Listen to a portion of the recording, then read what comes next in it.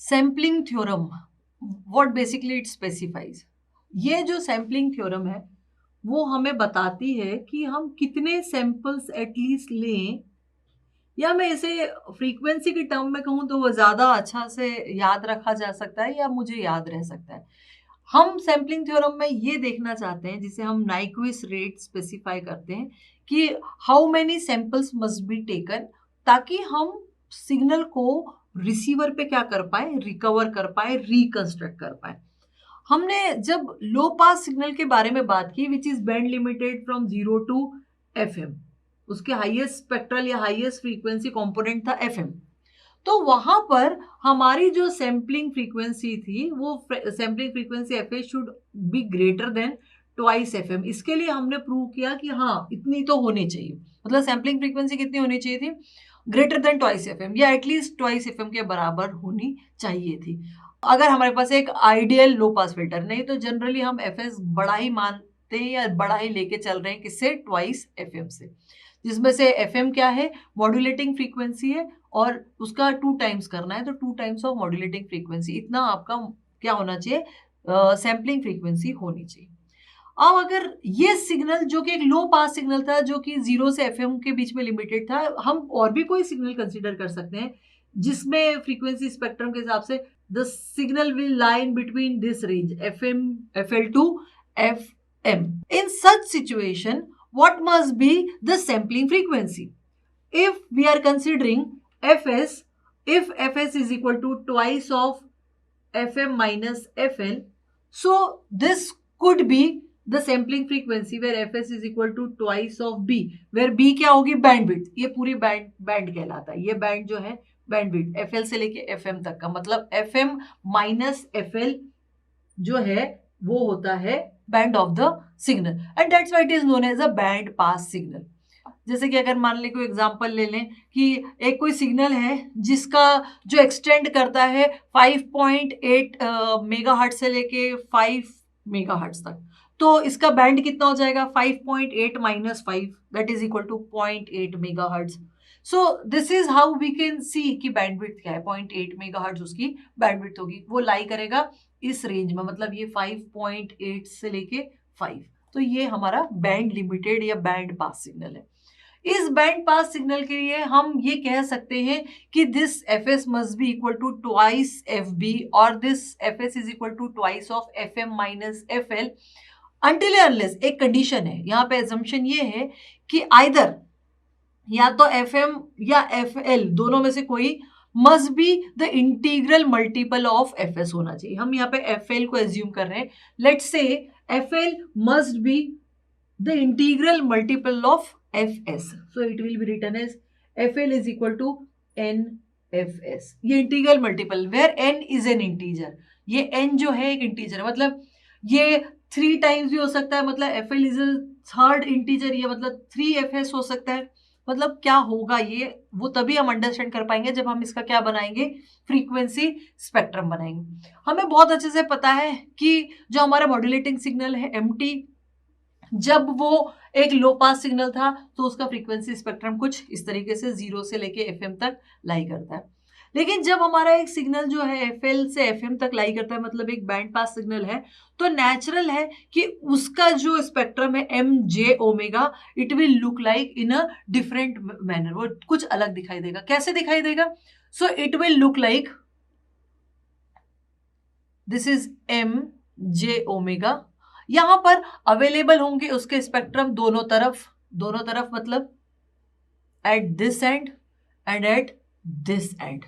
Now this will go from FL to FM and this will go from minus FL to minus FM। ये minus FM से minus मतलब minus FL से minus FM, और ये FL से FM, क्योंकि ये बैंड पास सिग्नल है, so it will lie on both side, positive side as well as on negative side. Now the same signal MT when multiplied with the train of pulses, क्योंकि band limited signal है FL से FM के बीच में, और हम उसको process वही रहेगा, when MT is multiplied by ST यहाँ पर जब उसको मल्टीप्लाई करेंगे तो mt इंटू एस टी का जो फोरियर ट्रांसफॉर्म होगा उसको हम निकाल सकते हैं फोरियर एक्सपांशन से, और फिर हम उसका क्या बना सकते हैं, फ्रीक्वेंसी स्पेक्ट्रम बना सकते हैं। मैं यही एक ही जगह, ताकि कोइंसाइड होता हुआ मुझे दिख जाए, इसलिए मैं यही बना रही हूँ। So this is the Fourier expansion और the frequency spectrum of S T into M T. S T M T का ये फ्रीक्वेंसी स्पेक्ट्रम है। नाउ यहां पर ये फ्रीक्वेंसी स्पेक्ट्रम कैसे दिखाई देगा,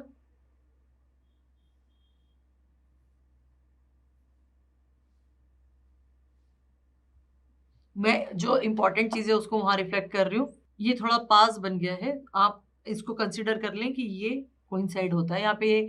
3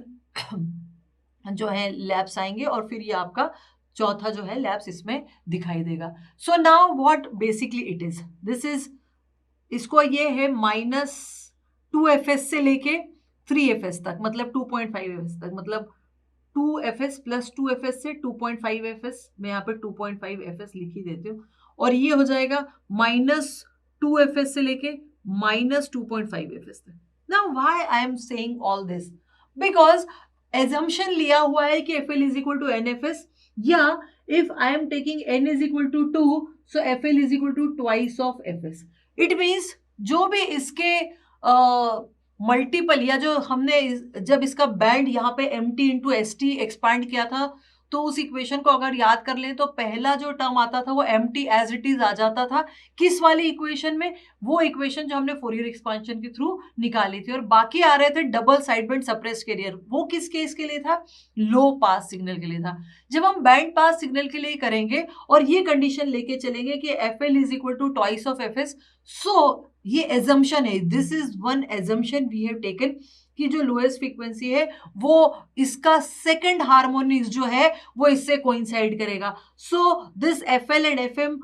और इसकी जो ये रेंज है 2fs से लेके 2.5, ये देखिए FL है तो ये 2fs के बराबर है, तो यहाँ पे FM जो है ये 2.5fs के बराबर है, क्योंकि यहाँ पे जो बैंड लिया हुआ है वो 0.5 का है। तो ये कंसिडरेशन पहले से किया गया है, लिया गया है, एजम्पशन है, दिस इज एजम्पशन, ये एज्यूम किया गया है, and because of this assumption this FM की रेंज में ये ओवरलैप कर रहा है +2fs से लेके 2.5fs। So now it's a very easy process. करना क्या है, एक बैंड पास फिल्टर लगाएंगे, और वो बैंड पास फिल्टर जो है उसकी जो फ्रीक्वेंसी होगी वो FL से FM के बीच में सेट रहेगी, और वो यहाँ इन दोनों के बीच में, क्योंकि ये ओवरलैप कर रहा है, तो ये क्या कर सकता है, इसको क्या कर सकता है, एक्सट्रैक्ट कर सकता है, सिर्फ उसे पास करेगा और इन सारे बैंड्स को क्या कर देगा, सप्रेस कर देगा। ये तो हम मान के चल रहे हैं कि आइडियल बैंड पास फिल्टर लेंगे। अगर हमें एक्चुअल लेना है तो हमारे को क्या करना पड़ेगा कि जो ये जो ओवरलैपिंग है उसके साथ ही साथ यहाँ पे गार्ड बैंड भी देना पड़ेगा। तो गार्ड बैंड भी देना है, और ये एक अजम्पशन भी हमने यहाँ ले रखा है कि FL is equal to twice FL। if it is not possible that this FL is exactly equal to twice FS, ये assumption अगर हम ना ले तो क्या होगा कि इसका जो ये पॉजिटिव साइड है और ये जो निगेटिव साइड है, इनके जो हार्मोनिक्स क्रिएट होंगे,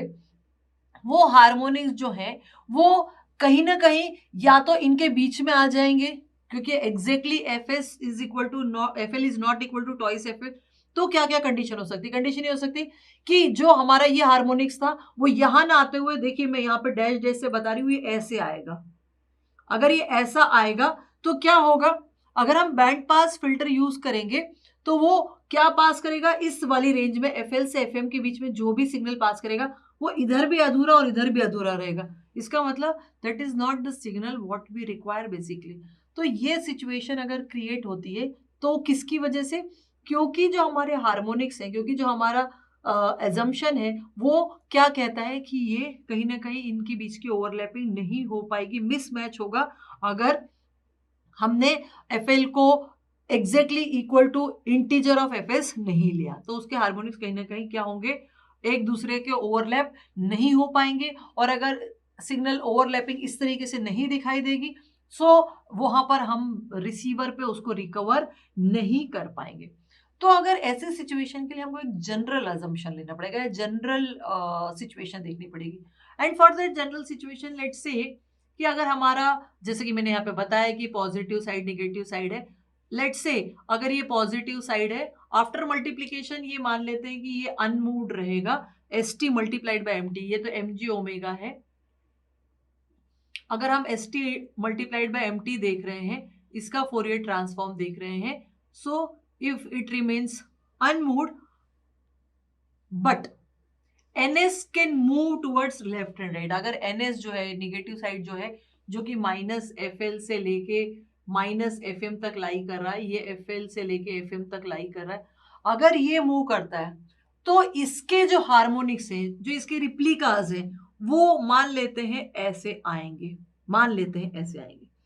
तो ये जो इसकी साइड है, ये जो है वो है n-1, ये जो आपकी कंडीशन है F S minus F L, और ये जो है इसकी जो कंडीशन है वो है N F S minus F M. ना ये मैं जो वैल्यूज लिख रही हूँ या जो कर रही हूँ, बताना क्या चाह रही हूँ, बताना ये चाह रहे हैं कि ये जो एज है या तो इससे कोइंसाइड करे, ये एज जो है इससे कोइंसाइड करे, लेकिन ये एज जो है यहां ना जाए, जैसी सिचुएशन मैंने बनाई जो ओवरलैपिंग नहीं हो पा रही थी, ये जो है ये से डैश डैश यहां आ जाए, मतलब ये जो एफ एल है और ये जो एफ एम है, इसमें और इसमें जो है हमेशा या तो इतना गैप रहे जितना दिखाई दे रहा है, या ज्यादा से ज्यादा हुआ तो ये पॉइंट यहां तक आ जाए, लेकिन ये इसके ऊपर ना जाए। इसके ऊपर जाएगा तो क्या होगा कि ये एज यहां आएगी, और जब हम बैंड पास फिल्टर वहां पे यूज करेंगे तो वो क्या पास करेगा, उस एज को पास करेगा, और इधर वाली एज, अगर ये एज यहां आ गई तो इसको पास करेगा। So what we want only this portion must be overlapped and this should not coincide or this should not come inside, ये यहाँ पे नहीं आना चाहिए। So for that we must have some condition और situation, और वो situation जो है वो हम निकाल सकते हैं। कैसे निकाल सकते हैं, क्योंकि हम हमें पता है कि दिस इज n-1, ये n-1 हार्मोनिक्स है, जो कि n-1 F S minus F L should be किससे कम होना चाहिए, एफ एल से कम या एटलीस्ट बराबर होना चाहिए, बट उससे ज्यादा नहीं होना चाहिए, तब जाके या ये तो यहाँ पे कोइंसाइड करेगा, इसके अंदर नहीं जाएगा, और अगर ये इससे बड़ा हो गया तो उससे अंदर चला जाएगा। तो पहली कंडीशन क्या है, that this n-1 F S minus F L should always be less than equal to F L, इससे कम या एटलीस्ट इसके बराबर हो, ताकि ये हार्मोनिक्स इसके अंदर ना जाए तो ओवरलैपिंग नहीं होगी। और दूसरी कंडीशन,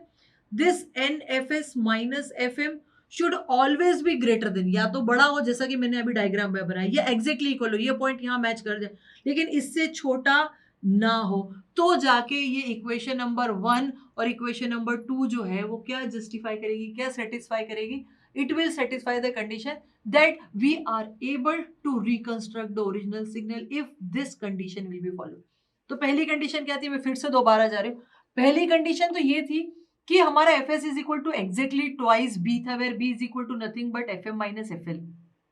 जो कि हमारी सैम्पलिंग थ्योरम कहती है। पर कंडीशन अप्लाइड, एज्यूम ये करना पड़ेगा कि the F L must be equal to some integer of F S, कुछ ना कुछ इंटीजर होना चाहिए एफ एस के, तब जाके ये कंडीशन सेटिस्फाई करेगी। और अगर ये नहीं है, ये एजम्पशन नहीं है, तो ये जनरल परफॉर्मा है या ये जनरल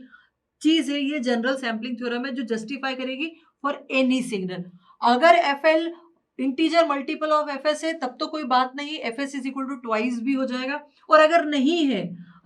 है तो ये होगा, ये कंडीशन नंबर 1 और ये कंडीशन नंबर, इसको हम थोड़ा सा और इलोबरेट कर सकते हैं, इसको और तरीके से लिख सकते हैं। We can do some calculation here that this n-1 fs which can be written as equal to less than twice of fl, or this twice of fl can also be converted by into b, so it can be written as 2 fm minus b, इसको इस तरीके से लिख सकते हैं। so this is equation number 3, or at the same time we can also introduce a parameter k where k is nothing but fm by b, it is also an integer, ये भी एक integer है, let k is equal to fm by b, so what we will have n-1 fs which is less than equal to 2 fm minus b था, तो यहाँ हो जाएगा 2 kb minus b, और less than equal to 2 bk minus 1, or I can also write that fs should be less than equal to 2 bk minus 1 upon n minus 1.